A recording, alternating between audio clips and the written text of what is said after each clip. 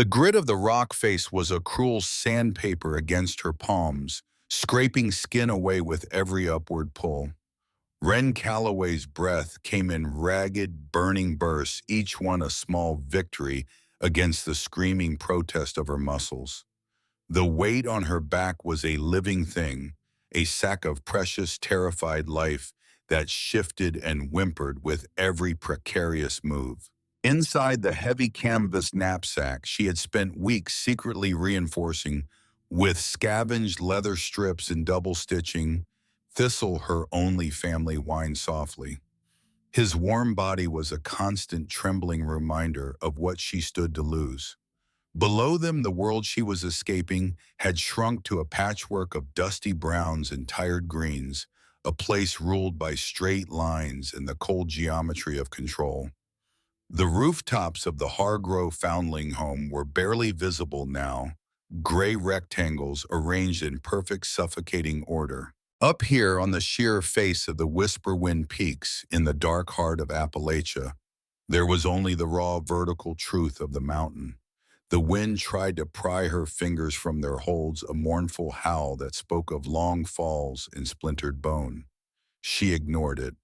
Fear was a luxury, a fire that consumed precious fuel, and she had none to spare. Her focus narrowed to the next handhold, a shallow crack just above her head, and then the next foothold, a miserable nub of granite barely wide enough for the toe of her worn boot. This was the final ascent, the last barrier to the one place she had been told never to go, the Forbidden Ravine. A place spoken of in hushed, fearful tones back in Ridgewater, a place of shadows, beasts, and bad air where no sane person would venture. The town's children grew up hearing that the water down there would rot your insides, that the air itself carried fever. To Wren, it sounded like freedom. She pressed her cheek against the cold stone, the mineral scent of it filling her nostrils. It smelled of deep time and indifference, and she welcomed it. One last heave. Her fingers, raw and bleeding, found purchase on the lip of the precipice. She kicked, scrambled, and clawed her way over the edge, collapsing onto a bed of pine needles and moss, her chest heaving as she dragged the thin, high-altitude air into her lungs. She lay there for a long moment, the world spinning, before carefully shrugging the knapsack from her shoulders. Thistle scrambled out a mess of black intan fur and immediately began licking the blood from her hands, his soft tongue a stark contrast to the unforgiving rock. She stroked his head, her gaze lifting to the sight before them. The ravine opened up like a great green wound in the earth, far deeper and vaster than she had imagined. A river of mist coiled through its bottom, obscuring whatever lay in the depths. Ancient pines bearded with moss clung to its steep sides. The air was different here. It was thick, alive, and utterly silent, save for the whisper of the wind through the high branches. It was a place untouched, a world apart, a sanctuary or a tomb. At 18, Wren could not tell the difference, but she knew with a certainty that settled deep in her bones that she would rather die here free than live another day under his roof. That was last night. Now a fragile dawn painted the eastern rim of the ravine in hues of rose and pale gold, but the light barely penetrated the dense canopy above her makeshift camp. The memory of her escape was a fresh bruise tender to the touch, and it pulled her backward 48 hours into the past, to the place where everything shattered. The Hargrove Foundling Home sat at the edge of Ridgewater, West Virginia, like a gray stone fist pressed against the base of the mountains. It was not a place of comfort. It was a machine designed and operated by the man who gave it his name. Edmund Hargrove. He never raised his voice. He moved with a liquid grace, his suits always immaculate, his silver-tipped cane tapping a gentle rhythmic beat on the polished floors. His power was not in brute force, but in the slow, systematic erosion of hope. He believed in order, in productivity, in turning orphan children into pliant, useful cogs for his various enterprises. The sawmill. the quarry, the vast tracts of land he was methodically acquiring across the valley. He would walk the dormitory aisles at night not to comfort, but to observe his pale eyes cataloging every soul like inventory on a shelf. A child who cried too loudly was not punished with a switch. The child was simply moved to a colder room, given a smaller meal until the crying stopped. It was conditioning, not cruelty. At least, that was how Hargrove saw it. The results were the same. At 5 each morning before the children stirred, Delia Marsh made her rounds. Delia was the home's head matron, a woman of perhaps 40, with a face that looked as though it had been carved from the same Appalachian granite as the mountains outside. She walked the rows of narrow iron beds, pulling blankets from any child who had curled into a ball during the night. Fold your blanket square, feet on the floor. Her voice was not unkind. That was the worst part of it. Delia believed with her whole being that ruthless discipline was the only gift you could give a child who had nothing. She paused one morning before the bed of a girl named Cora, barely 9 years old, who was crying silently into her pillow. Delia did not shout. She knelt down, her knees cracking on the cold floor, and spoke with perfect sincerity. Crying does not help you, Cora. Stand up, wash your face, begin your day. That is the only way. She meant every word, and that was what made Delia Marsh frightening. She was not evil, she was utterly convinced. Wren had learned early to become invisible, to work harder and speak less than anyone else, to build a wall of silent competence around herself. She was the first one up and the last one to finish her tasks. She never complained, never asked for extra food, never gave Delia Marsh a single reason to look twice at her. It was a survival strategy, and it worked. For years it worked. Thistle was the only crack in that wall. She had found him 2 years ago behind the kitchen, block a stray pup barely alive, his ribs like a washboard under matted black and tan fur.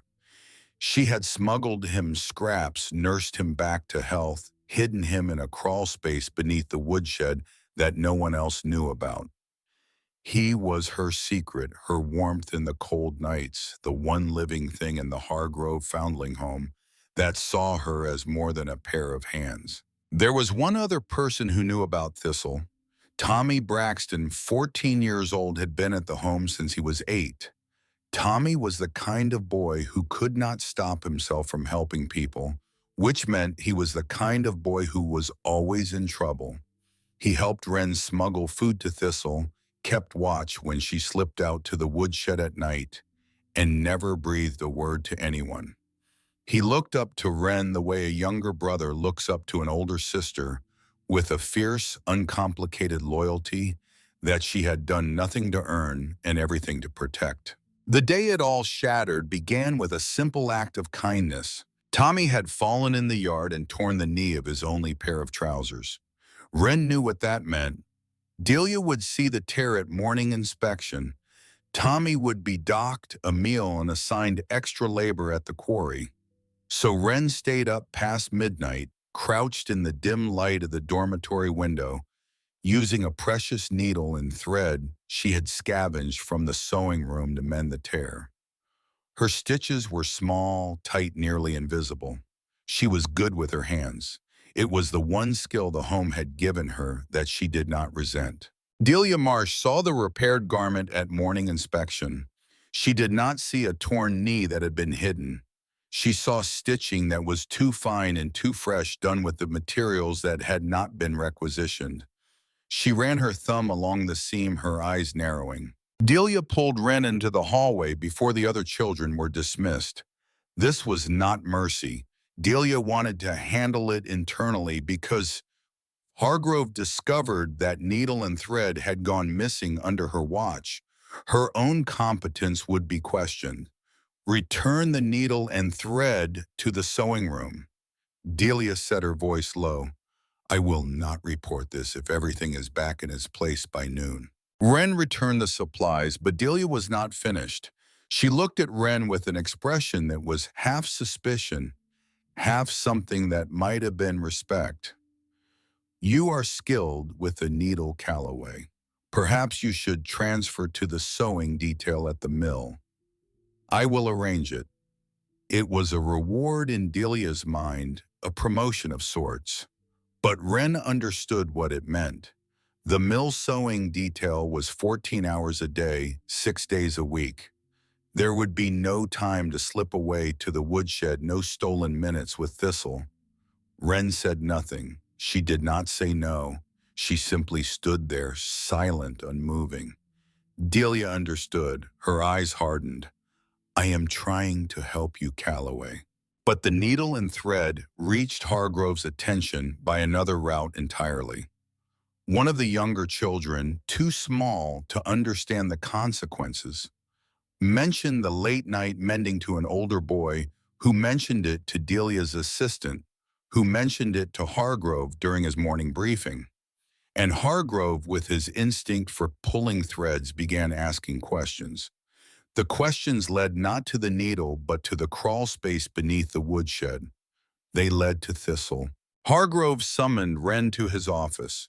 It was a room that smelled of leather binding and ledger ink, furnished with a mahogany desk and a single straight-back chair for visitors. The chair was deliberately uncomfortable. Everything in Hargrove's world had a purpose. He did not mention the trousers. He did not mention the needle. He smiled a thin, bloodless expression that never reached his eyes.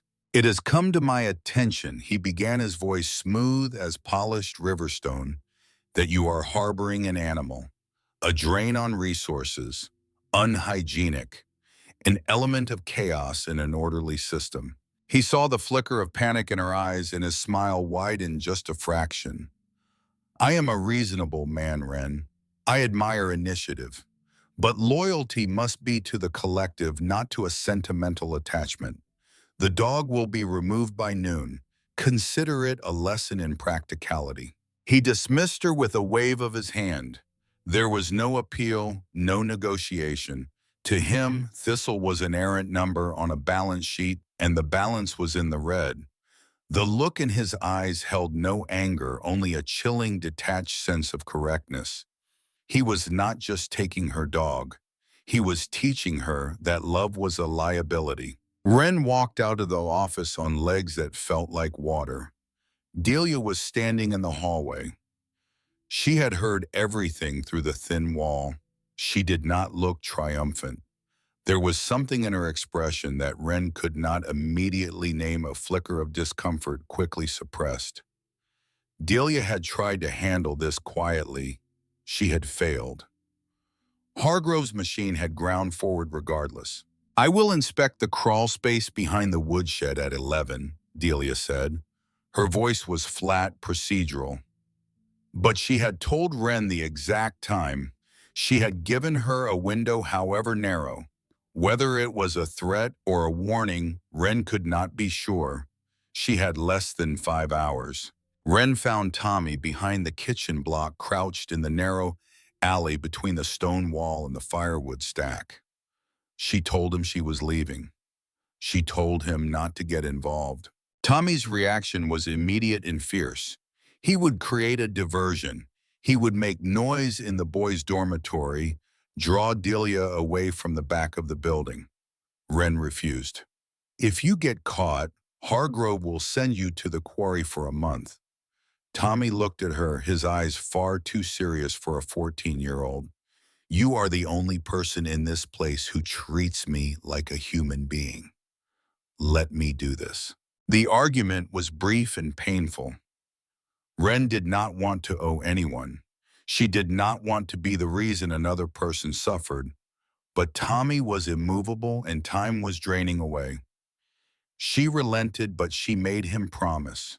No matter what happens, you say you know nothing. You were asleep. You heard nothing. Tommy promised. Then he reached into his trouser pocket and pulled out a small folding knife with a chipped blade and a worn wooden handle. It was old, scarred, and obviously treasured. "It was my father's," he said. "Only thing I have left of him." Wren tried to push it back. Tommy closed her fingers around it. "You need it more than I do." She tucked the knife into her waistband and looked at this boy, this child giving away the last piece of his father so that she might survive. A debt she could never repay. A thread that would pull at her long after she left these walls. Packing was an act of quiet desperation. A stale loaf of bread, a small tin canteen of water, a single thin blanket. She loaded the knapsack in the crawl space while Thistle watched her with trusting, uncomprehending eyes. She waited. At 2 in the morning, Tommy made his move. A metal bucket hit the stone floor in the boys' dormitory with a crash that echoed through the sleeping wing. Water spread across the floor. Boys shouted. Delia's boots hammered down the corridor toward the noise. In the 10 minutes it took her to restore order, Wren slipped through the kitchen and reached the back door. It was locked. A new padlock, heavy brass fastened through a hasp that had not been there 2 days ago. Delia had anticipated this exit. The clock in the hallway ticked. Wren's hands shook. She pulled Tommy's knife from her waistband and examined the door in the thin moonlight. The padlock was new, but the hinges were original to the building, old iron set into wood that had softened with decades of kitchen steam. She worked the blade under the lowest hinge pin, prying upward, the wood giving in moist, reluctant splinters. 4 minutes. The hinge pin slid free. She attacked the upper hinge. 3 minutes. The door swung open on the padlock side, pivoting on the hasp, leaving a gap just wide enough for her to squeeze through with the knapsack. She ran. She chose the mountain, not the road that wound down through the valley to the next town where Hargrove's name carried weight and Sheriff Dale Pickett would be waiting with a sympathetic smile and a pair of handcuffs. She chose the sheer, forbidding face of the Whisperwind peaks and beyond it, the Forbidden Ravine. The one place no one would follow. The one place everyone in Ridgewater believed would kill you. That was the logic of desperation. The most dangerous place in the world was the safest place for her because no one would dare come looking. The first days in the ravine were a blur of primal needs. Thirst was a constant, rasping companion. The mist-choked floor of the chasm offered dampness, but no clear water. Wren learned to read the forest. She noticed that moss on the north face of tree trunks held more moisture, and she pressed handfuls against her cracked lips for the meager relief they offered. She used Tommy's knife to carve a shallow cup from a piece of birch bark, wedging it into the fork of a branch to catch the morning dew. It yielded barely a swallow, but that swallow kept her going. Hunger was a dull, persistent ache. The wild berries she found were sour, unfamiliar things she tested with cautious nibbles, waiting hours for her stomach to rebel before eating more. She built a crude fish trap from woven branches in a shallow tributary, a construction that collapsed twice before she managed a version that held. The first fish she caught, it was a brook trout, no longer than her finger. She ate it raw because she did not dare light a fire. The cold, slippery flesh was revolting and magnificent at the same time. She was the mind. Thistle was the senses. His ears perked and swiveling caught the snap of a twig long before she did. His nose sifted the complex tapestry of scent, alerting her to the musky passage of deer and the sharp territorial odor of something larger she had no desire to meet. They moved like ghosts through the ancient woods, a silent pact of survival between them. Back in Ridgewater, the machine was already turning. Edmund Hargrove discovered Wren's absence at the 6 o'clock head count. His reaction was immediate and precisely calibrated. He did not rage. He did not raise his voice. He summoned Delia Marsh to his office and closed the door. "You let her escape," he said. Delia's face went white, not from fear of punishment, but from the knowledge that she had anticipated every exit and still failed. It meant the girl was smarter than she had estimated. Hargrove was already composing the narrative. He picked up his pen and wrote a note to Sheriff Dale Pickett. A child from the home has wandered off. I am concerned for her safety. His voice dripped with manufactured concern. He was not reporting a runaway.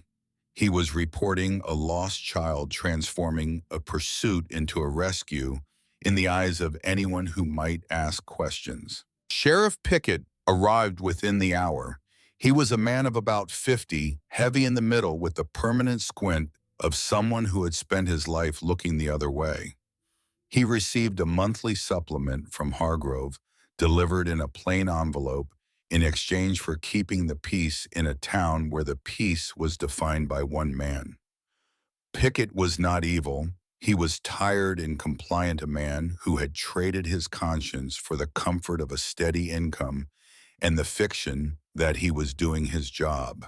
When Pickett heard that the girl might have headed toward the Forbidden Ravine, he hesitated. Nobody goes in there, Mr. Hargrove. The water, the bad air. Hargrove cut him off with a voice as smooth and hard as river ice. Then search the base of the mountain dale. Check the roads out of town. And if she dies in there, we will at least need to recover the body for the proper procedure. The words hung in the air and Pickett understood their true meaning. Hargrove did not care whether Wren Calloway lived or died. He cared about controlling the story. Pickett organized a search of the lower slopes in the two roads leading out of Ridgewater. He did not go up. He did not go in. The Forbidden Ravine remained untouched, its reputation a wall more effective than any fence. On the third day, Wren found her shelter. It was a shallow cave hidden behind a curtain of cascading ivy on the western slope high above the damp floor of the chasm. Little more than a scooped-out hollow in the rock, but it was dry, defensible, and invisible from below. She spent hours clearing it of loose stones and debris, her raw hands aching with the effort. She gathered fallen branches, stripping them of their leaves to create a thick, insulated bed in the driest corner. It was a den, not a home. But when Thistle curled up on the makeshift mattress and let out a contented sigh, his tail giving one slow thump against the branches, a fragile sense of accomplishment bloomed in her chest. A small victory, but a victory. She had provided. She established a routine born of necessity. Mornings for scouting, for finding the thin trickles of seepage that provided their water, for marking the locations of berry patches and edible roots she recognized from a tattered almanac she had once memorized in the home's small library. Afternoons for improving the shelter, for gathering firewood, she stacked deep inside the cave where it might stay dry. Evenings for huddling together for warmth as the temperature plummeted, the vast star-dusted sky a terrifying and beautiful ceiling above the ravine's open mouth. It was a hard, spare existence, but it was hers. Every drop of water, every mouthful of food was earned by her own hands, her own wits. For the first time in her life, there was no bell to obey, no schedule to follow, no pale eyes cataloging her worth. On the fourth night, she woke at 3 a.m. to a sound that froze her blood. A long, wavering howl somewhere in the darkness below. It could have been a coyote, could have been the wind funneling through a narrow passage. But to Wren, lying in absolute blackness with nothing but a thin blanket and a dog pressed against her chest, it sounded like the world reminding her how small she was. Thistle burrowed closer, trembling. Wren wrapped her arms around him and stared into the dark. The doubts came then pouring in through the cracks in her resolve like water through the fissures in her cave.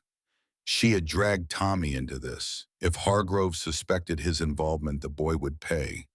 She was in a place where no one knew whether she was alive or dead. If she died here, no one would dig her a grave. The thoughts spiraled, each one colder than the last, and for the first time since her escape, what she felt was not fear, but emptiness, a hollow space that courage could not fill. She gripped Thistle's fur, closed her eyes, and whispered the only thing that held. Just get to morning. Just get to morning. It became her creed, her prayer, her minimum viable act of defiance. Do not think about tomorrow. Do not think about next week. Just survive until dawn. Dawn came, and with it on the fifth morning, something impossible. A small, carefully wrapped parcel of oilcloth tied with twine sat on a flat stone just outside the curtain of ivy that concealed her cave. Wren's heart hammered against her ribs. She froze her hand, instinctively going to Thistle's neck to keep him silent. Her first thought was a trap. Hargrove's men. They had found her. They were toying with her, luring her out. She stayed hidden for what felt like an eternity, scanning the dense woods, her eyes searching for any flicker of unnatural movement, any glint of a spyglass or rifle barrel. Nothing. The ravine remained still, indifferent. The silence was absolute. Thistle whined, his nose twitching. The scent of smoked meat, rich and tantalizing, drifted into the cave, and Wren's stomach clenched with a hunger so sharp it was painful.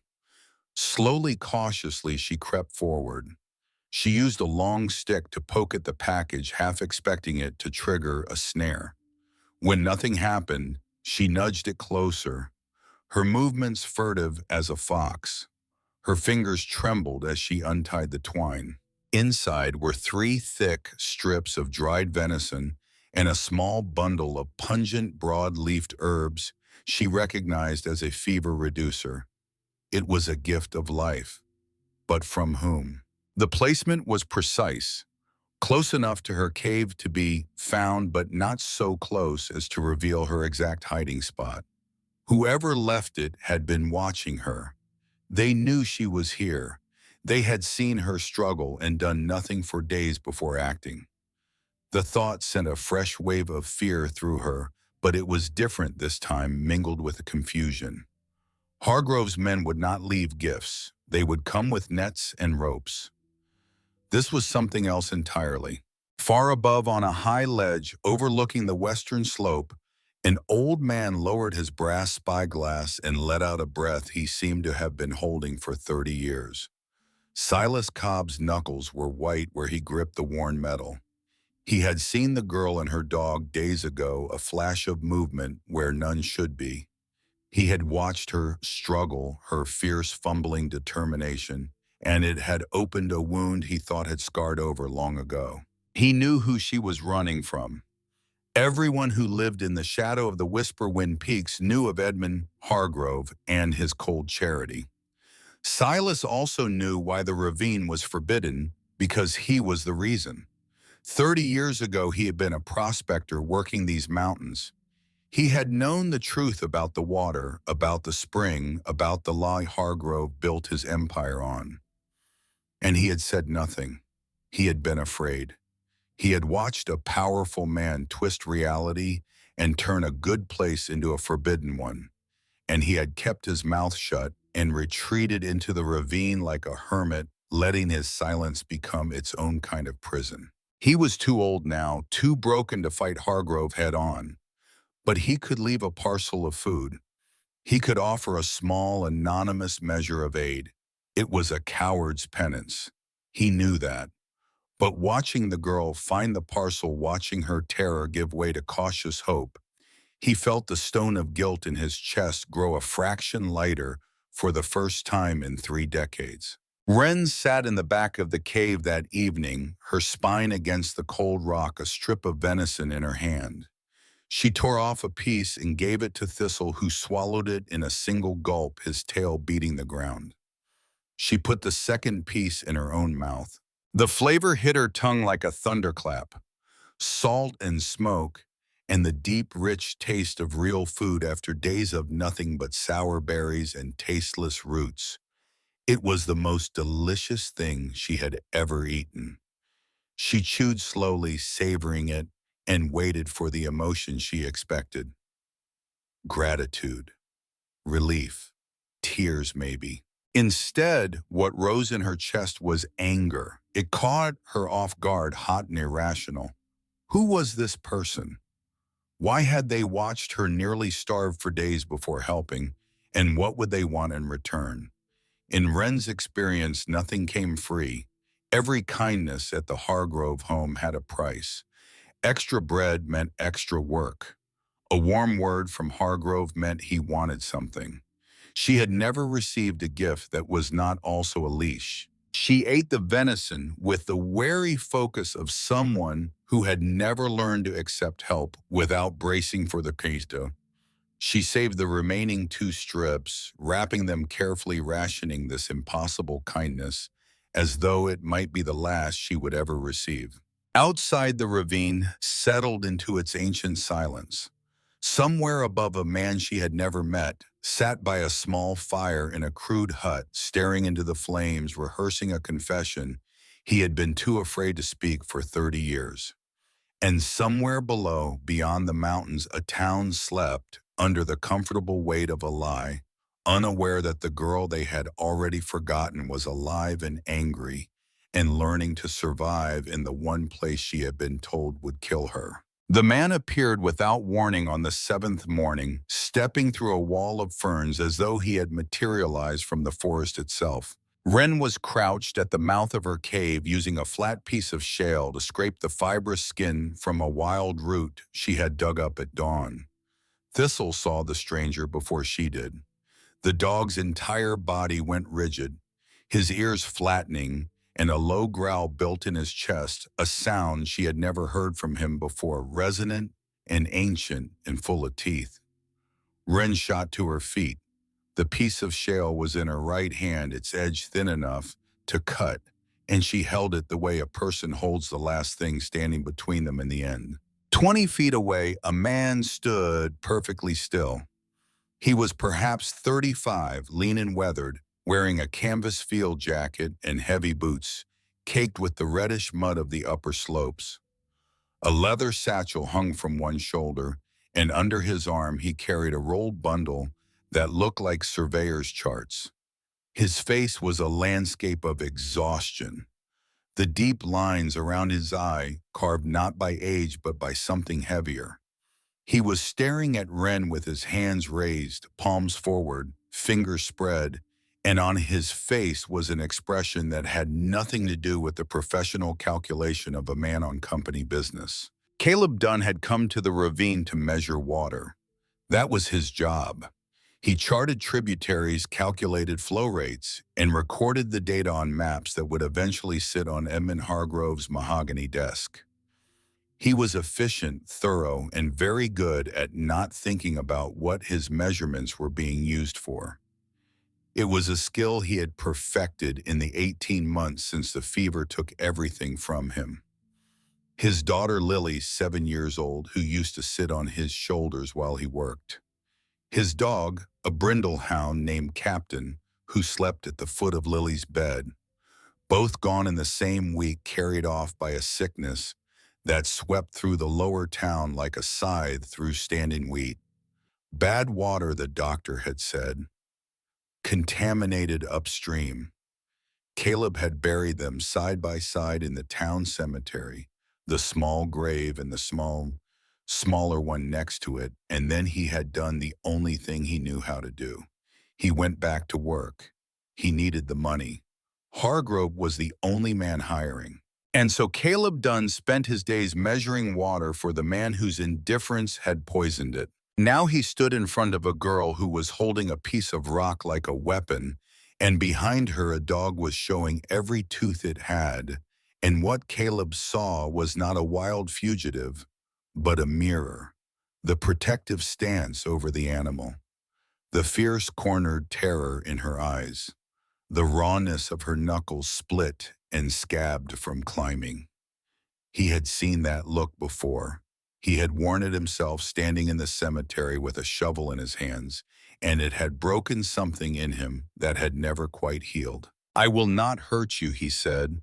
His voice was careful, pitched low, the way you speak to something wounded. Wren did not move. Her knuckles whitened on the shale. "I am surveying the creek," he continued, keeping his body absolutely still. "For Mr. Hargrove." The name landed between them like a dropped blade. Wren's expression changed. The animal terror sharpened into something colder, more focused. She knew. He knew she knew. And in that suspended moment, Caleb Dunn made a choice that felt like stepping off the edge of a cliff. He should report her. It was his duty. It would earn him a small bonus and a nod of approval from his employer, the kind of currency that kept a man employed in Ridgewater. But what rose in his mind was not duty. It was Lily's hands, small and burning with fever, reaching for his in the dark. It was Captain's loyal head resting on the empty bed. After the girl was gone, the dog refusing to eat, dying of something no veterinarian could name. Caleb looked at Thistle pressed against Wren's leg, snarling at a stranger to protect the person he loved most, and felt something crack open in his chest that he had spent 18 months sealing shut. "He does not need to know I was here," Caleb said, "and I was never here." He backed away, slowly, never turning his back on her until the ferns swallowed him whole. Wren stood frozen for a long time, the shale still in her grip, listening to the sound of his footsteps fading into nothing. Thistle stopped growling but remained rigid, his nose working the air where the stranger had stood. She was not relieved. She was furious. Another person who knew her location. Another variable she could not control. His mercy, if that was what it was, had placed her in a position she despised. He could return. He could change his mind. He could use this knowledge as leverage. Kindness from strangers was a currency she did not trust because she had never learned its exchange rate. She spent the rest of the day considering whether to abandon the cave and find a new hiding place deeper in the ravine. But this hollow in the rock, with its ivy curtain and its dry floor and its defensible approach, was the best shelter she had found in 7 days of searching. Leaving it would mean starting over. She stayed. It was a practical decision, and she told herself that was all it was. An hour before dusk, she found a small bundle at the edge of the clearing. It had not been there that morning. Inside was a pouch of dark, pungent salve and a small packet of yellowish powder. She recognized neither by sight, but the salve smelled of pine tar and beeswax, and when she tentatively dabbed it on her cracked knuckles, the burning eased within minutes. The powder she would understand later. Caleb had noticed her hands. He had seen more than she realized, and he had come back not to betray her, but to leave medicine where she would find it. Wren smeared the salve across her broken skin and hated how much she needed it. The next morning changed everything. Delia Marsh had not given up. Back in Ridgewater, the matron had spent 6 days doing what she did best: observing, cataloging, constructing a case from small details. She had examined the back door of the kitchen on the morning after Wren's disappearance and found the hinge pins, removed the wood around them, gouged with fine, deliberate cuts. A knife, a small one. She had checked the inventory of the home's tools and found nothing missing, which meant the blade had come from outside the system. She had filed this information away. On the 7th day, she walked the base of the western slope and found what she was looking for. A partial boot print in the dried mud of a seasonal creek bed, small, narrow, pointing upward, toward the ravine. She brought the evidence to Hargrove, who picked up his pen and wrote a second note to Sheriff Pickett. Pickett did not want to go. The prospect of climbing into the Forbidden Ravine sat in his stomach like a cold meal. But Hargrove's voice on the other side of the desk left no room for refusal, and Delia's expression left even less. The matron looked at the sheriff the way a surgeon looks at a dull instrument. "Your job is to find her," she said, "not to have opinions about geography." 3 of them climbed the western slope that afternoon. Delia Pickett and a deputy named Holt, who spoke little and sweated profusely. They moved through the forest with the clumsy determination of people who did not belong there, snapping branches, speaking in voices they thought were hushed, but which carried through the still air like stones dropped in a pond. Thistle heard them first. His ears rotated forward, locked onto a direction, and the growl that built in his throat was different from the one he had aimed at Caleb. This was not territorial. This was a warning. Wren clamped her hand over his muzzle and listened. Voices, faint, distorted by the canopy but unmistakable. And then cutting through the ambient murmur of the forest, a voice she knew. Delia Marsh, sharp, clear, and terrifyingly familiar. She is somewhere nearby. Look for signs of fire. Wren moved with a speed born of pure survival instinct. She stuffed Thistle into the knapsack, swept the cave floor with a branch to obscure the most obvious marks of habitation, and scrambled up the rock face behind the cave. There was a narrow ledge 8 feet above the entrance, partially screened by a jutting overhang, barely wide enough for her body. She pressed herself flat against the stone, the knapsack with Thistle wedged between her chest and the rock. Thistle squirmed, confused, wanting to bark. She held his muzzle with both hands, her arms trembling with the effort. Below, Delia reached the ivy curtain. She pulled it aside with one hand, the other resting on her hip, and peered into the cave. Wren could see the top of her head, the iron-gray hair pulled back in its severe bun, the squared shoulders that never slouched. Empty. But Delia's eyes swept the interior with the practiced attention of a woman who had spent 15 years inspecting dormitories for signs of disorder. She saw the cleared ground. She saw the faint depression where someone had lain. She saw a single strand of black dog hair caught in a crack in the rock wall. She has been here, Delia said, straightening up. Recently. Pickett glanced around the ravine, his face glistening. Mrs. Marsh, we should head back before dark. The water down here. Delia turned to him and her voice could have cut glass. The water will not hurt you in a few hours, Sheriff. Your cowardice, on the other hand, appears to be a chronic condition. Pickett's mouth opened, then closed. He said nothing. Holt, the deputy, stared at his boots. They searched for another hour, methodically working their way along the slope, probing thickets, checking beneath fallen logs. They passed directly below the ledge where Wren lay. She could see the crown of Delia's head could have dropped a pebble onto it. A small stone beneath her left elbow shifted, grinding against the ledge with a sound that seemed impossibly loud.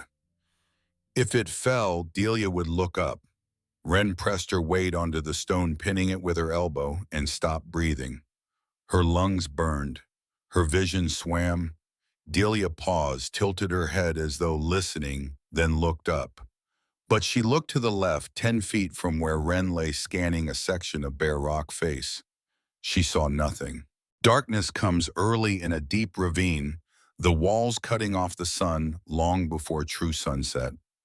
Pickett insisted on withdrawal, and this time even Delia could not argue with the failing light. But as the matron turned to follow the others back down the slope, she stopped. She looked up one last time, her gaze sweeping the rock face, and spoke in a voice that was not loud but carried with deliberate clarity through the still air. I will be back. Wren lay on the ledge for 30 minutes after they left, unable to move, her muscles locked in a rigor of spent adrenaline. When she finally climbed down, her legs buckled, and she sat on the cave floor with Thistle in her lap, shaking so hard her teeth clicked together. The cave was compromised. Delia had seen enough to know someone was living here. She would return, probably with more men, probably in daylight. Wren could not stay. She spent the 9th day climbing higher, searching for new shelter on the upper western slope. She found a narrow fissure in the rock, barely visible, behind a fallen pine, deeper and more concealed than the ivy cave, but smaller, colder, and farther from any water source. She moved everything she had, which was almost nothing, and settled in. It was a step backward in every practical sense. But Delia was closing in from below and Wren had nowhere to go but up. The sky had been a bruised purple for 2 days, the air growing thick and charged with a stillness that made the hair on her arms stand up. The storm broke just after midnight on the 10th night, and it was not rain. It was an assault. Water came down in solid, wind-driven sheets that bent the canopy flat and turned the forest floor into a churning river of mud and debris. Thunder cracked directly overhead, a percussive blast that shook the foundations of the rock, and lightning stripped the color from the world, replacing it with stark, stuttering white. Wren and Thistle huddled in the deepest part of their new fissure, but the narrow space that had seemed so defensible in daylight became a funnel for the runoff. Water streamed down the walls, pooled on the floor, soaked through the bed of branches until it was a sodden mat that offered nothing but cold. The temperature fell. Wren wrapped a single thin blanket around both of them, her body shivering in a way that was no longer under her control. She tried to shield Thistle from the worst of it, curling around him, pressing her body heat into his, but the cold was bigger than both of them. It was the mountain's cold, impersonal, and absolute, and it did not care whether they survived it. By dawn, the storm had lessened to a steady, miserable drizzle, but the damage was done. The small stockpile of dried roots and berries she had gathered was a pulpy, ruined mess. The firewood was soaked beyond any hope of burning, and Thistle was sick.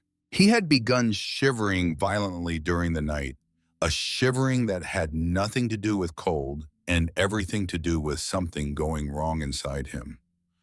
Now he lay on his side, breathing in shallow, ragged pulls that made a wet, bubbling sound in his chest. When he tried to stand, his legs folded under him. He turned his head away from the water she offered, letting out a low, broken moan. Wren touched his nose, hot and dry. Fever. She stared at the small packet of yellowish powder Caleb had left, the one she had not yet identified. She mixed a careful pinch with water from the canteen, pried Thistle's jaws apart with trembling fingers, and poured the bitter liquid down his throat. He coughed, sputtered, but swallowed. She did not know if it was the right medicine, or the right dose, or if it would do anything at all. She only knew that doing nothing meant watching him die. And then sitting in the cold gray light with her hand on his heaving ribs, counting each breath as though she could keep them coming by sheer force of will, a thought pierced through her that was worse than any cold, worse than any hunger. She had done this to him. She had taken him from a dry crawl space with stolen scraps of food and carried him into a frozen wilderness because she could not bear to let him go. She had called it love. She had called it rescue.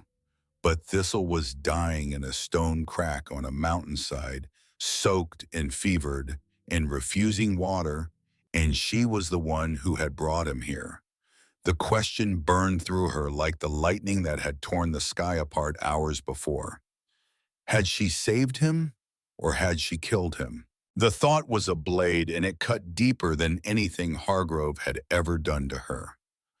Because Hargrove's cruelty was external, something she could fight, something she could run from. This was the cruelty of her own choices, and there was nowhere to run. She sat with it, she let it cut. And then she looked at Tommy's knife folded and tucked into her waistband, and at the empty salve pouch, and at Thistle's face, his eyes half closed, his tongue dry, his trust in her absolute and undiminished even now. He did not blame her. He did not calculate the key. He simply pressed his nose against her palm, the way he always did, and waited. She remembered the smoke. Days ago, from a ledge on the northern slope, she had seen a thin column of gray rising from somewhere high above the tree line. She had filed it away and forgotten it because the smoke meant a person and a person meant danger. Now the equation was different. The fissure was a tomb. The coal would kill Thistle before the fever did. She could stay here and watch him die in a place that was supposed to be their salvation, Or she could climb toward the smoke and gamble everything on a stranger. She chose the stranger. Packing took 3 minutes. The last strip of venison, the empty salve pouch, the quinine powder. She lifted Thistle into the knapsack, and his weight was different now. Not the wriggling, living weight of a D who wanted to see where they were going. This was dead weight, limp and heavy, the weight of something that had stopped fighting. His ragged breath against her ear was a metronome counting down. The ascent was a nightmare. The rocks were slick with rain and moss, offering handholds that crumbled when she pulled on them. The mud sucked at her boots, trying to drag her backward. Every step was a negotiation between gravity and will, and gravity was winning. Twice her foot slipped, sending cascades of loose shale clattering into the depths, and both times her heart seized in her chest with a jolt that tasted like copper. She climbed for hours. The world contracted to the next rock, the next root, the next 6 inches of vertical progress. Thistle's breathing grew weaker behind her, and she began talking to him, a low, steady stream of words she did not plan and could not have repeated afterward. She told him about the garden she would plant when they found a safe place. She told him about the squirrels he would chase. She told him about the sun, how warm it would be when they got above the tree line, how they would lie in it together and let it bake the cold from their bones. She hauled herself over a final ledge and onto a flat, relatively dry plateau, and there, nestled among a stand of weathered pines with the afternoon light falling across its rough-hewn walls, was a small hut with a stone chimney. A thin plume of smoke curled from its top, real and solid and impossibly beautiful. She made it 4 steps toward the door before her legs gave out. She went down on her knees, the knapsack sliding sideways, and she did not have the strength to catch it. The door opened. Silas Cobb stood in the doorway, a man who looked as though the mountain had carved him from its own rock. His face was a terrain of deep creases, his eyes a pale, startled blue, his hands knotted and scarred by decades of work. He looked from Wren's mud-caked face to the knapsack from which a weak, broken whimper was rising, and the caution in his expression collapsed into something older and heavier. Recognition, not of her specifically, but of what she was.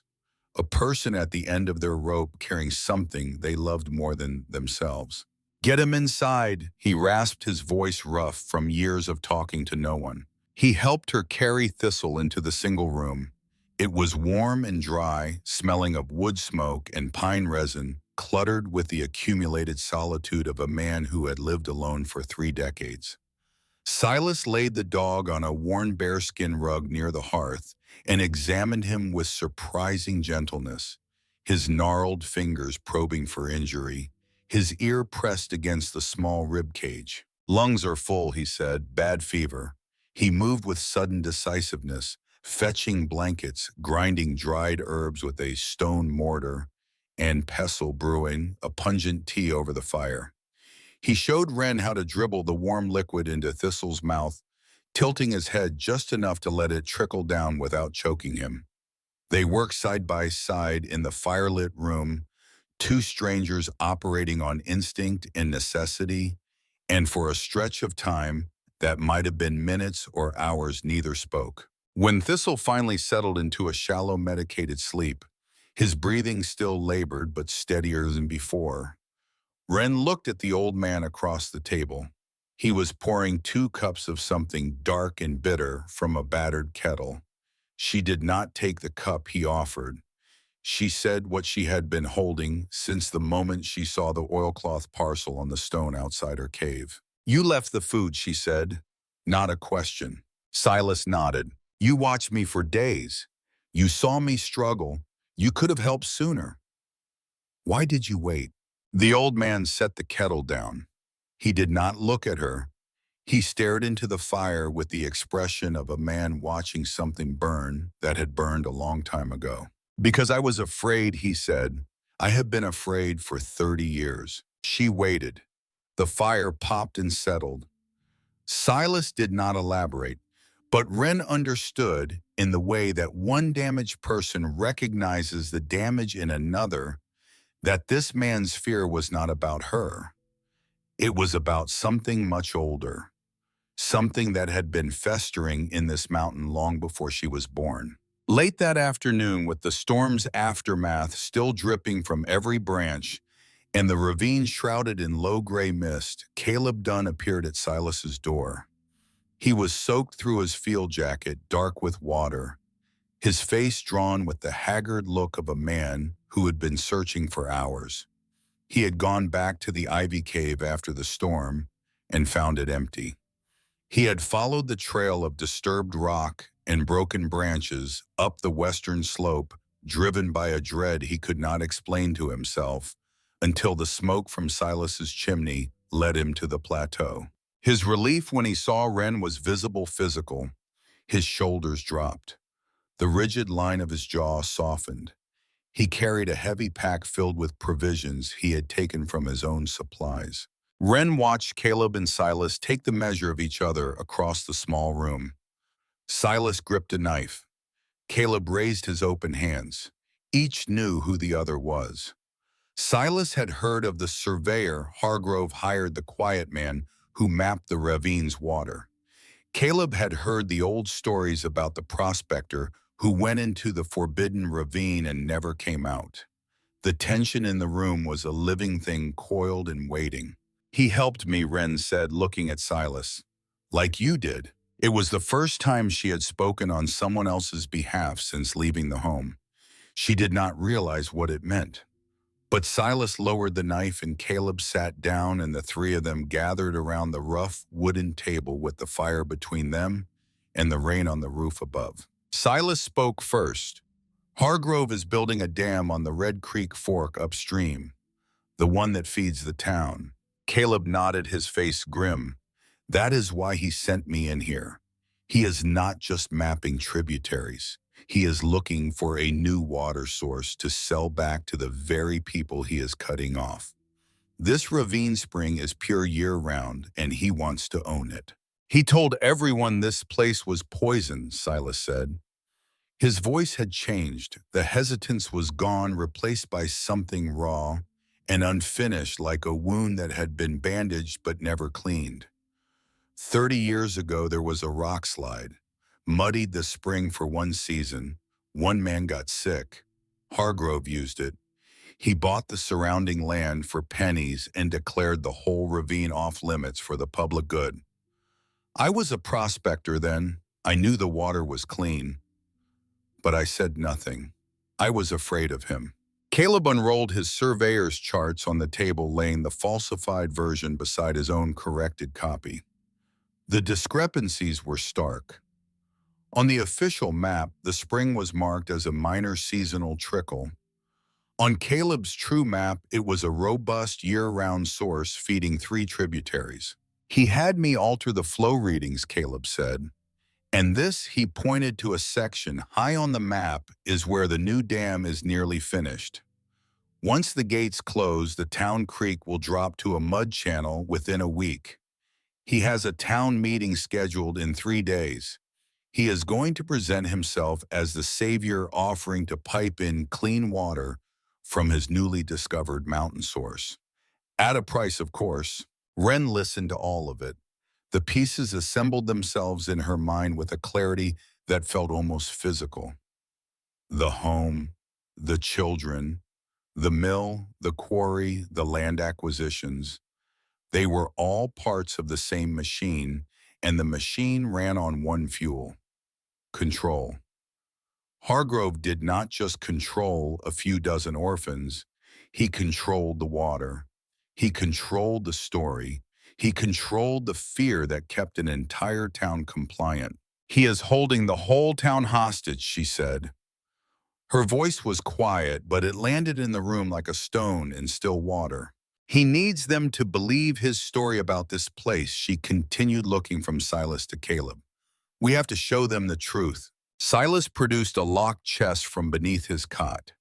Inside, wrapped in oilcloth against the damp, were hand-drawn geological maps of the ravine, a leather-bound journal of water table readings, and a signed affidavit from Ridgewater's original physician, dated 30 years prior, declaring the spring water safe for consumption just weeks after the rock slide.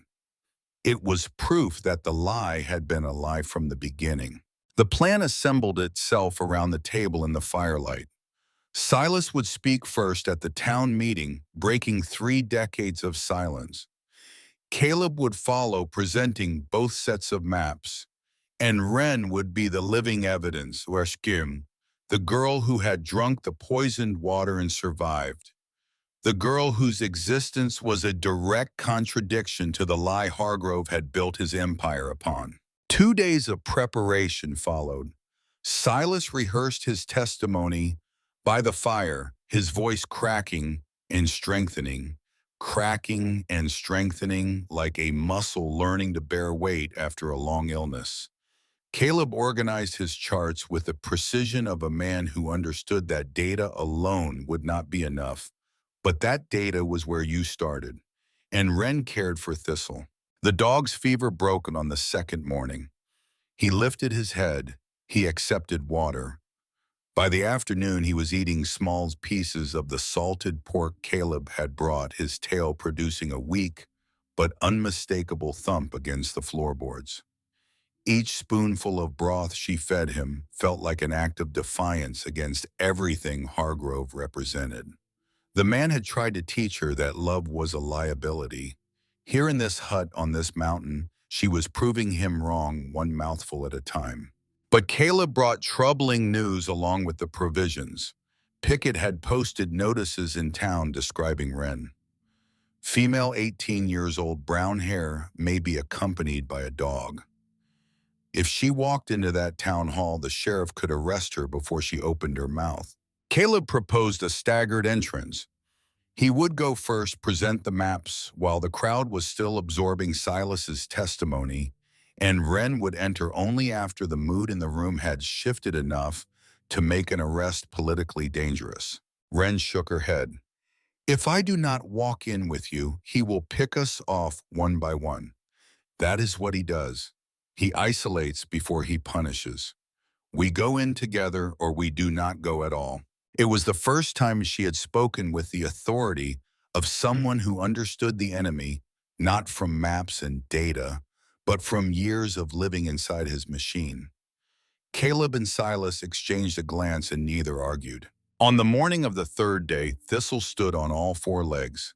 He was shaky thin, his ribs still showing beneath the matted fur, but he was standing. Wren knelt beside him and buried her face in his neck, breathing in the smell of wood smoke and bone and survival. He was alive. She was alive. And in a few hours they were going to walk into a room full of people who had been told for 30 years that the place she had just survived would kill them. She stood up. She looked at Caleb, who was rolling his charts with steady hands.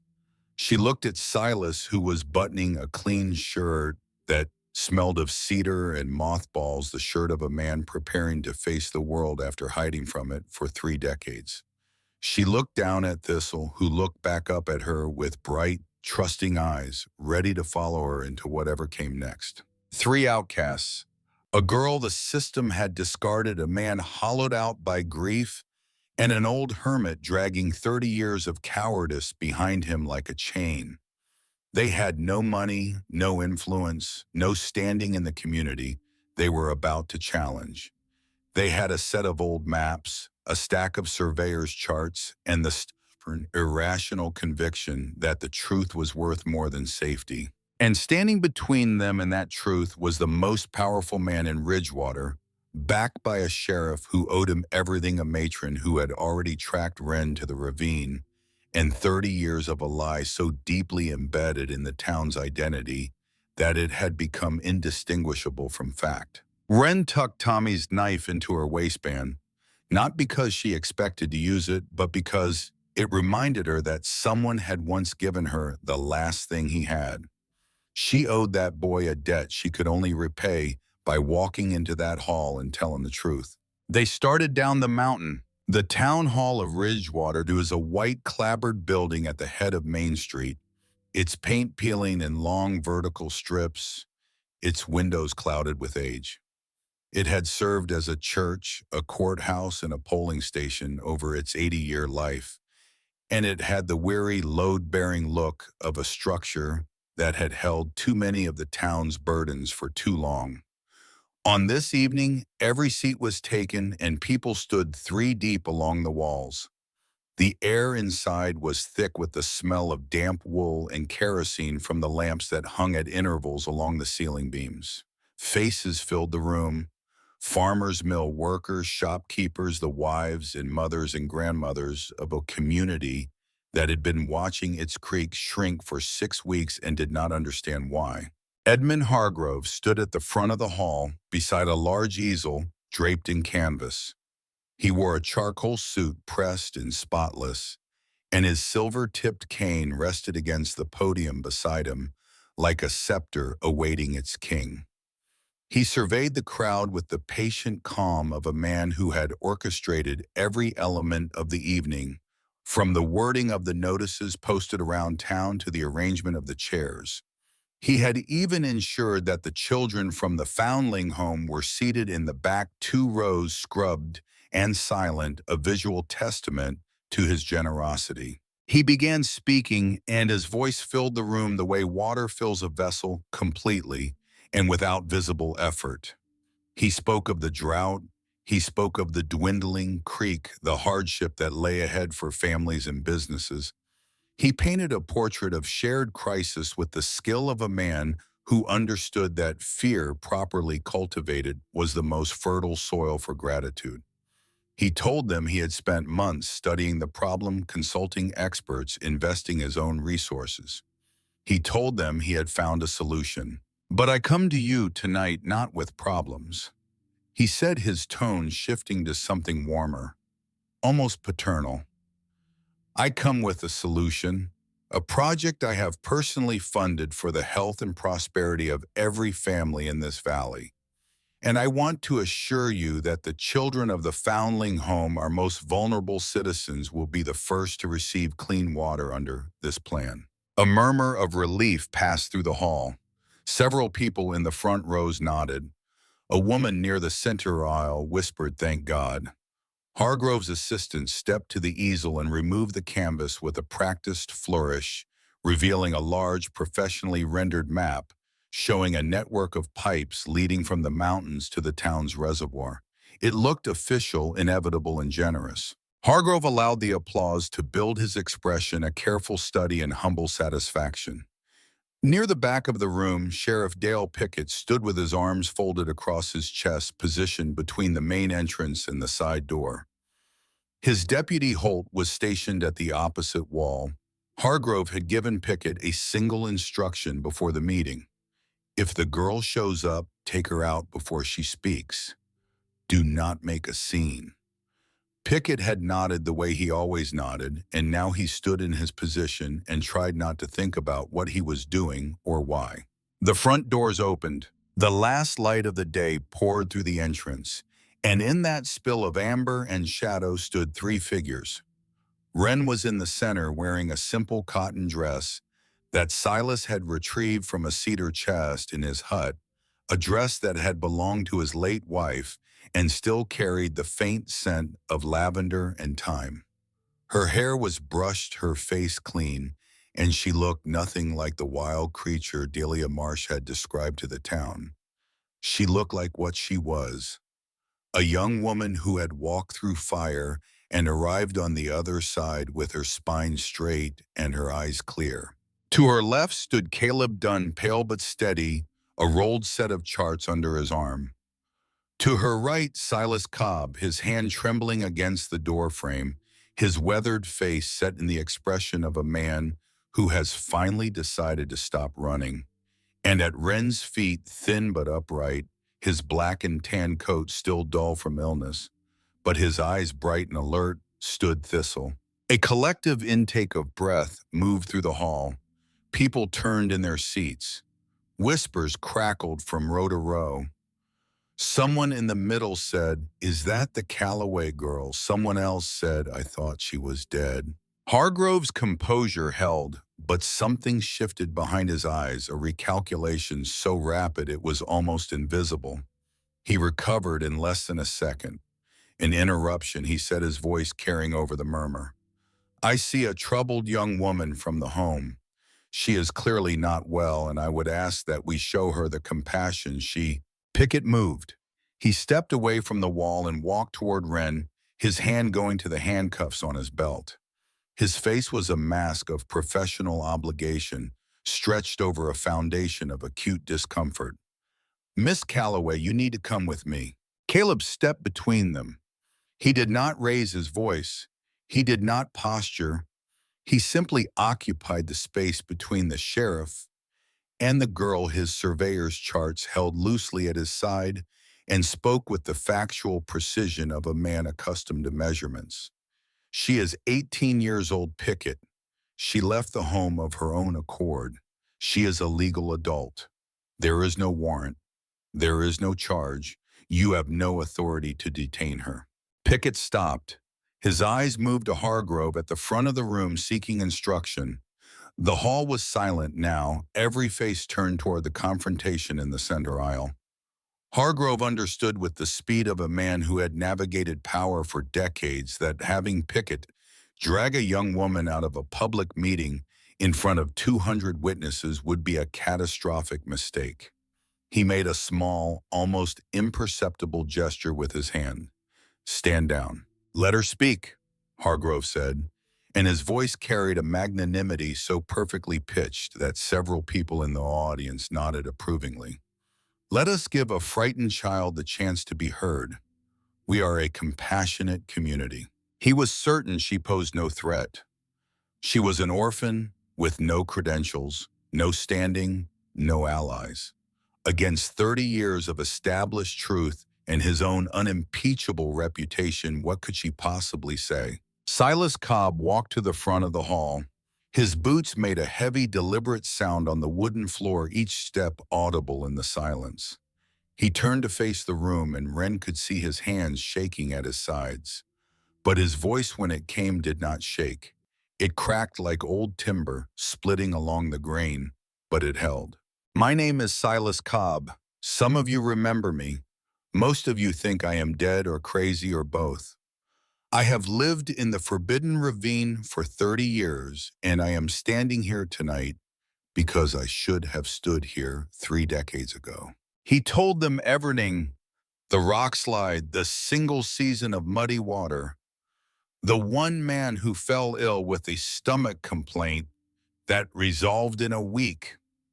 He told them how Hargrove had seized on that minor incident and transformed it into a permanent quarantine, buying the land around the clean spring for a fraction of its value and declaring the entire ravine off limits. He told them that the water was clean, that it had always been clean, that he knew this because he had been drinking it for 30 years and he was still standing in front of them.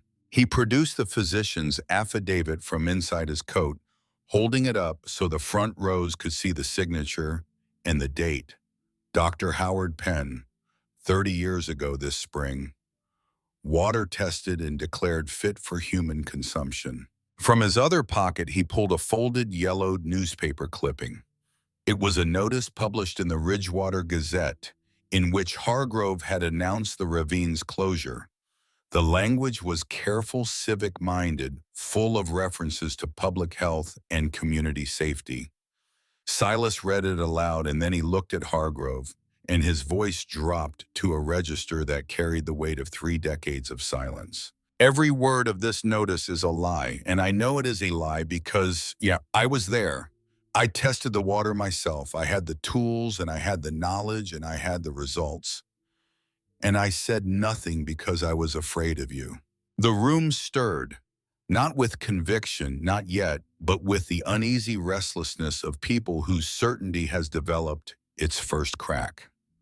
Hargrove's expression had not changed. He stood at the podium with the relaxed patience of a man watching a performance that did not concern him. Caleb Dunn stepped forward. He moved to the easel and, without asking permission, He pinned his own charts directly over Hargrove's displayed map.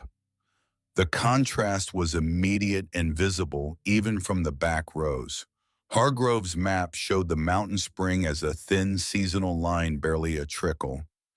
Caleb's showed the same spring as a thick, permanent artery feeding 3 branches. "This is the map I was ordered to produce," Caleb said, pointing to Hargrove's version. "And this is the map that reflects what I actually measured." He let the silence do the work, letting every eye in the room move between the 2 charts. "The dam upstream on Red Creek is nearly complete. When it closes, your water supply drops to nothing within a week." Mr. Hargrove's generous plan to pipe water from the mountains is not charity. It is a business. He is selling you water from a source he told you was poisoned at a price he will set for a crisis he manufactured. The murmur in the hall grew louder. Voices rose. People were turning to each other, faces moving through confusion into something harder. But Hargrove did not flinch. He let the noise build for a moment, then raised one hand and the room quieted. He was still in control, and he knew it. He turned to Caleb, and when he spoke, his voice carried a tone of wounded dignity, so finely crafted it was almost indistinguishable from the real thing. "Mr. Dunn, I gave you a job when no one else in this valley would hire you. I helped you through the worst period of your life. I paid your salary without complaint, treated you with respect, and this is how you repay my trust."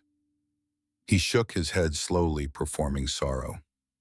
"Ladies and gentlemen, I am afraid you are witnessing a disgruntled employee's attempt to rewrite history, and I might add with the help of a hermit who has not spoken to another human being in years, and a runaway girl who has been living rough in the woods and is clearly in need of medical attention, not a public platform." It was a masterful deflection.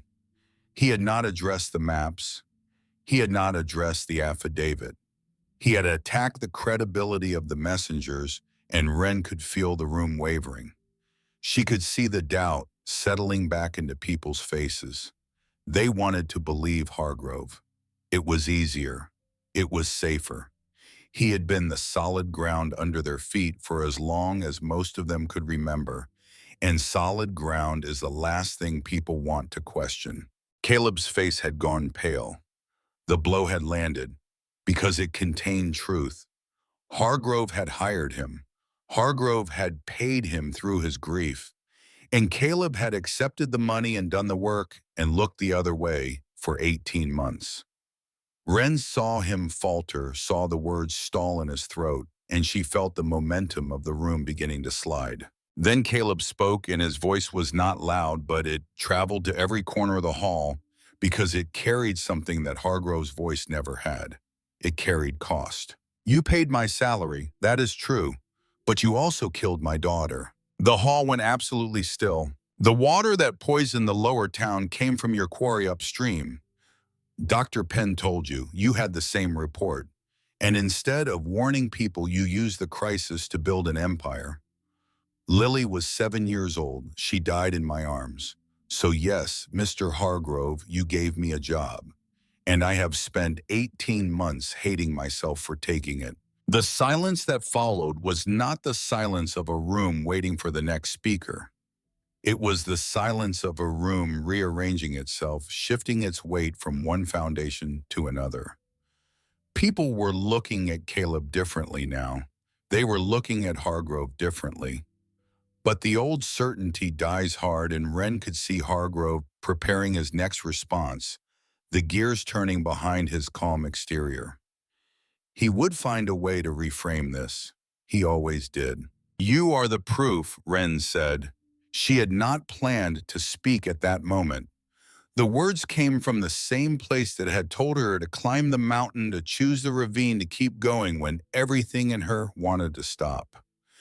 "I lived in that ravine for weeks. I drank the water. I ate what the land provided. It is not a place of death." She looked down at Thistle standing at her feet, his ears forward, his tail still. "This dog drank the same water." We are both alive. A movement in the back rows caught her eye.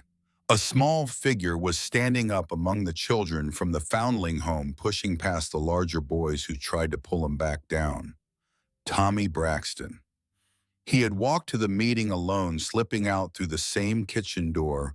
Wren had escaped through the one that now had new hinges and a heavier lock. He stood in the aisle, his face flushed, his fists balled at his sides, and his voice carried the clear, unbroken pitch of a boy who had not yet learned to be afraid of powerful men. She fixed my trousers so I would not get punished, and he took her dog away for it. She did not run because she was lazy or sick. She ran because he would not let her love anything. The words were simple, a child's words, unvarnished and unstrategic, but they landed in the room with a weight that no map or affidavit could match, because every person in that hall understood what it meant when a 14-year-old boy stood up in front of the most powerful man in town and called him a liar. Several people in the audience turned to look at the other children from the home, and what they saw on those small, rigid faces was not the disciplined composure Hargrove advertised. It was fear. Hargrove opened his mouth to respond, and for the first time in the evening, there was something unsteady in his expression. It was brief, a flicker that passed across his features, the way a shadow passes across a pond, but Wren saw it and she knew. He was calculating, not arguing.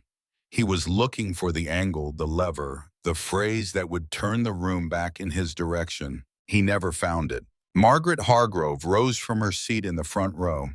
She'd been sitting with her hands folded in her lap, her back straight, her face composed in the expression of civic duty she had worn to every public event for 30 years. She was a handsome woman, carefully dressed with hair that had gone silver at the temples, and eyes that held the permanent guarded stillness of someone who had made peace with a decision she could never unmake. Until now. "He is lying," she said. Her voice was not loud. It did not need to be. The room had gone so quiet that the hiss of the kerosene lamps was audible, a thin, persistent whisper beneath the weight of what was happening. Margaret Hargrove did not look at the crowd. She looked at her husband, and her gaze was steady and final, the gaze of someone severing the last rope that held them to a burning ship. 30 years ago, our son Thomas died of creek fever. He was 4 years old. The doctor told my husband that the water was contaminated by runoff from his new quarry upstream. He told my husband to warn the town, to shut down the quarry, to fix what he had broken. Her voice cracked. A single tear traced a line down her cheek, following the groove of a wrinkle that had not been there 30 years ago. Instead, he bought the land around the clean spring and created the story about the ravine. He let other people's children drink the same water that killed ours. He turned Thomas's death into a business opportunity. And I stayed silent because he was my husband and because I was afraid of what speaking would cost me. But I am more afraid now of what my silence has cost everyone else. The sound that moved through the room was not a gasp. It was something lower, more visceral. It was the sound of 200 people understanding all at once that the foundation beneath their feet had been hollow for 3 decades. It was not the maps or the affidavit or the testimony of outcasts that broke Edmund Hargrove. It was the intimate, undeniable truth spoken by the woman who had shared his bed and kept his secrets and watched him build an empire on the grave of their only child. Hargrove turned to Margaret. His mask was gone. What remained was not rage. Rage would have been human. What remained was something emptier, a cold recognition that the system he had built so carefully was collapsing, and that the collapse had come from the one variable he had never accounted for. He spoke quietly, intended only for her, but the silence in the hall carried his words to every ear. "You have destroyed everything we built." Margaret met his eyes. "You destroyed everything first. You started with Thomas." In the center aisle, Pickett stood motionless, caught between the man who had paid him for 20 years and the 200 faces now turning toward him with the dawning realization that their sheriff had been complicit in something monstrous. Someone in the crowd called out, "Pickett, did you know about this?" The question hung in the stale air. Pickett looked at Hargrove. He looked at the crowd. He looked down at the handcuffs still hanging from his belt tools of an authority that had never truly been his. And then without a word, he stepped sideways. Out of the aisle, out of the way. He did not speak, did not explain, did not defend himself. He simply removed himself from between Hargrove and the door, leaving the path open and unmistakable.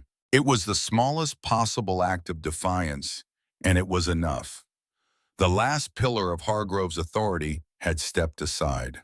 The rest of the evening unraveled quickly. There was no dramatic arrest, no mob, no violence.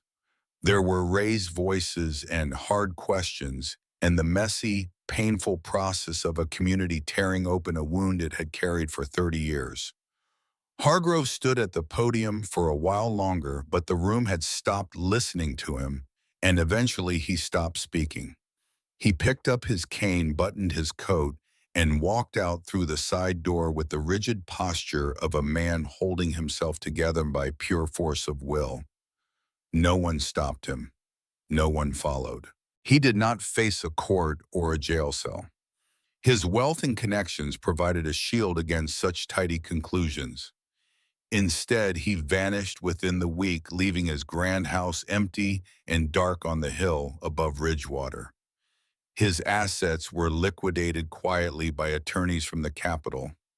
His name, once spoken with deference, became something people lowered their voices to say the way they might mention a sickness that had passed through town and left scars. Before he disappeared, Hargrove performed one final act.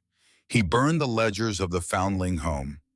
Delia Marsh discovered the empty filing cabinets on a Tuesday morning, the iron drawers standing open, the smell of ash still hanging in the office air. 30 years of records, names, birth dates, family connections. Every piece of paper that might have helped a child trace their origins reduced to gray powder in the office fireplace. It was his last exercise of control, cold and precise. He could not take the town with him, but he could erase the identities of the children he had used. The weeks that followed were a time of quiet, seismic change. The town council, forced into actual governance for the first time in decades, sent a delegation to the ravine. Caleb led them up the mountain and showed them the spring. They drank the water cold and clean and tasting of mineral and pine, and they looked at each other with the complicated expression of people realizing how much of their lives had been shaped by a single man's greed. The dam was halted. Workers dismantled what had been built, and the Red Creek Fork ran full again within a month. The Foundling Home was placed under the town's administration. The changes there were gradual and imperfect, as changes in institutions always are, but they were real. Delia Marsh was not removed. No one else knew how to run the place, and the children paradoxically needed the stability of her presence, even as the rules she enforced were softened. What changed in Delia was visible only in small things. She stopped the 5 o'clock inspections. She allowed 30 minutes of outdoor play after the midday meal, supervised but unstructured. When the new school teacher asked why she had altered the schedule, Delia's response was clipped and characteristically unyielding. "I have not changed. I have adjusted the methodology based on new information." She would go to her grave insisting she had never been wrong, only underinformed. But the children noticed the difference, and in the economy of an orphanage, 30 minutes of unsupervised play was a revolution. Tommy Braxton remained at the home. He wrote to Wren in uneven block letters on pages torn from a composition book. The letters were full of misspellings and news. There was a new teacher who let them read books that were not about work. He was learning carpentry from a man in town who volunteered on Saturdays. The food was better. Not good, but better. At the bottom of his first letter in small, careful handwriting that looked as though he had practiced it several times, he wrote, "I do not need the knife back, but you keep it for me." Wren read the letter sitting on a warm boulder at the edge of the plot of land Silas had given her, and she folded it and put it in her coat pocket next to the knife, and she kept both. Pickett resigned as sheriff the week after the meeting. He did not make a speech. He turned in his badge and his service weapon and rented a small storefront at the end of Main Street, where he opened a leather repair shop. Saddle, boots, belts, harnesses. He was good with his hands, better than he had ever been with the law, and the work suited the quiet, methodical man he might have been if he had not spent 20 years being someone else's instrument. When anyone mentioned Hargrove in his presence, which happened less and less as the months passed, Pickett would pause his stitching and say the same thing. "I should have stepped aside 20 years sooner." Then he would go back to his work and the subject would close. Wren did not return to the Foundling Home. She had no desire to live within walls, no matter how benevolent the intentions behind them. The ravine was her place. It had nearly killed her, and it had saved her, and she understood it in a way she would never understand the ordered geometry of buildings and schedules and other people's rules. Silas deeded her a small sun-drenched parcel near the mouth of the spring on the gentle slope where the morning light arrived first and lingered longest. He was clear that it was not a gift. "It is restitution," he said, and the word carried the full weight of what he meant by it. 30 years of silence had a debt, and this was his payment. The three of them cleared the land together. They pulled stones from the dark, rich soil and stacked them into low walls. They turned the earth with borrowed tools and planted seeds that Caleb had sourced from a farm supply in the next county. It was not a farm built for profit. It was a garden planted for the simple, radical purpose of growing something alive in a place that had been declared dead. Caleb quit his surveying job the day after the town meeting. He worked the garden with a quiet, focused contentment that Wren had not seen in him before. He showed her how to read the slope of the land, how to plant in rows that followed the natural contours so the rain would nourish instead of erode. He was patient and precise, and he never told her what to do. He showed her, and then he stepped back and let her decide. It was a form of respect she had never encountered, and it took her weeks to stop waiting for the condition, the catch, the hidden cost. There was no cost. There was only the work and the quiet and the slow building of something neither of them named. It was not a romance born of dramatic circumstances. It was something that grew the way the garden grew, from daily tending and shared labor and the accumulation of small, ordinary moments. Sitting together on the stone wall at dusk, passing a canteen without being asked, the comfortable absence of conversation when conversation was not needed. He understood her need for solitude, her instinctive recoil from being managed or directed or enclosed. He had his own wounds, his own boundaries, and they navigated each other's damage with the careful, deliberate attention of two people who knew exactly what it cost to trust. Silas taught Wren which plants would thrive at altitude and which would fail. He showed her where the wild herbs grew and how to identify the medicinal ones by smell and leaf shape. He was a vast, disorganized library of mountain knowledge, and he dispensed it in fragments between long silences in a voice that grew steadier with each passing week. One afternoon, he called her up to his hut and handed her a small iron key brown with rust. It was the key to the chest that held the physician's affidavit and his geological surveys. But the chest held more than evidence. Inside were 30 years of hand-drawn maps covering every ridge, every stream, every mineral deposit, every hidden path in the ravine. a complete atlas of a place that had been erased from the world's knowledge by one man's lie. "These are yours now," Silas said. "I kept them because I was afraid to let them go. You will know what to do with them." It was not a gift. It was a transfer of responsibility. Silas was giving her not just land, but understanding, not just a home, but the knowledge to protect it. She hung the key on a cord around her neck, and it rested against her breastbone, small and cold and heavy with purpose. Margaret Hargrove came once. She arrived on foot in the late afternoon wearing a plain dress and flat shoes, her silver hair loose around her shoulders. She carried a small wooden box, and she walked with the careful deliberation of someone crossing a bridge they were not sure would hold. She found Wren in the garden, kneeling in the turned soil, planting onion sets in a row she had measured with a length of twine. Thistle was asleep in a patch of sun nearby, his coat thick and clean, his breathing deep and even. Margaret stood at the edge of the cleared ground and waited until Wren looked up. She set the box on the stone wall. Inside was a leather-bound book on regional botany and a set of gardening tools well made with oiled wooden handles and sharp steel blades. The tools of someone who knew what good work required. Margaret did not sit down.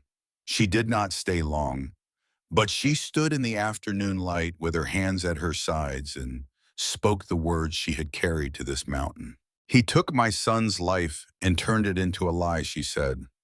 Her voice was quiet, stripped of performance, meant only for the young woman in front of her. "You gave Thomas's memory a piece of the truth back. I cannot thank you for that because thank you is not large enough, but I needed you to know." Wren stood. The two women looked at each other across the stone wall, across the distance of age and class and circumstance, and something passed between them that neither would have been able to articulate. It was recognition. Margaret saw in Wren the courage she had lacked for 30 years. Wren saw in Margaret the cost of silence and the greater cost of finally breaking it. They did not embrace. They did not need to. Margaret nodded, once turned and walked back down the mountain. Wren never saw her again. It was the closing of a chapter that needed to close quietly without ceremony, the way a wound closes when you finally stop touching it. The garden grew. The onion sets sent up green shoots within a week. The bean poles Caleb had fashioned from stripped saplings stood in neat rows waiting for the vines that would climb them. Potato eyes pushed pale fingers through the dark soil. It was slow work, unglamorous, dependent on weather and patience and the willingness to get up each morning and do the same things again. It was, in other words, the opposite of everything Edmund Hargrove had built. His empire had been constructed on speed control and the manipulation of fear. This garden grew on time, trust, and the stubborn faith that something planted honestly would bear fruit. On a warm afternoon in late spring, with the sun high above the ravine and the air carrying the green, living scent of things in bloom, Wren sat on the flat boulder at the edge of her garden and watched Thistle. He was not the animal she had carried up the mountain in a canvas sack, shivering and half dead. His coat was thick and glossy, the black and tan markings sharp and clean.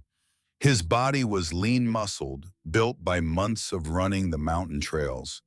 He moved through the garden with an easy, loose, jointed joy nose to the ground, tail high, investigating everything with the boundless curiosity of a creature that has been given the thing it needs most and knows it. At this moment, he was chasing a yellow butterfly. He leaped, missed, skidded on the soft earth, regained his footing, and leaped again, and the sheer exuberance of it, the uncomplicated delight of doing exactly what a dog is meant to do, made Wren's chest ache in a way that had nothing to do with pain. She thought about the grave she had been so certain she would have to dig for him. She thought about the night in the stone fissure, his body limp in the knapsack, his breath fading against her ear. She thought about the question that had cut through her in the darkness. Had she saved him or killed him? She had the answer now, sitting in the sun watching him chase butterflies in a garden that existed because she had refused to let a powerful man decide what she was allowed to love. The answer was not simple because nothing worth having ever is. She had nearly killed him. That was the truth. She had dragged him into danger because she could not bear to lose him, and the mountain had almost taken them both. But she had also carried him through the storm, climbed a cliff face with his weight on her back, and found the help that saved his life. The saving and the endangering were not separate acts. They were the same act, the act of loving something enough to risk everything for it and living with the knowledge that the risk might not pay off. It had paid off, not because she was strong or brave or destined for anything. It had paid off because an old man with 30 years of guilt left food outside a cave, because a grieving surveyor chose mercy over duty, because a boy gave away his father's knife, because a woman in the front row of a town meeting stood up and told the truth about her dead son. Wren's survival was not a solo performance. It was a chain of small, imperfect acts of courage performed by imperfect people, each one giving what little they had at the moment they were most afraid. She reached into her coat pocket and felt the folded letter from Tommy, its edges soft from handling. She touched the knife in her waistband, the chipped blade and worn handle that a 14-year-old boy had pressed into her palm because she was the only person who had ever treated him like a human being. She felt the key against her breastbone, the rust of it warm from her skin, the weight of 30 years of maps and one old man's penance. Below her, the spring fed a clear stream that wound down through the ravine and out into the valley, carrying clean water to a town that was learning slowly and imperfectly to govern itself. Above her, smoke rose from Silas's chimney. Somewhere on the lower slopes, Caleb was mapping the new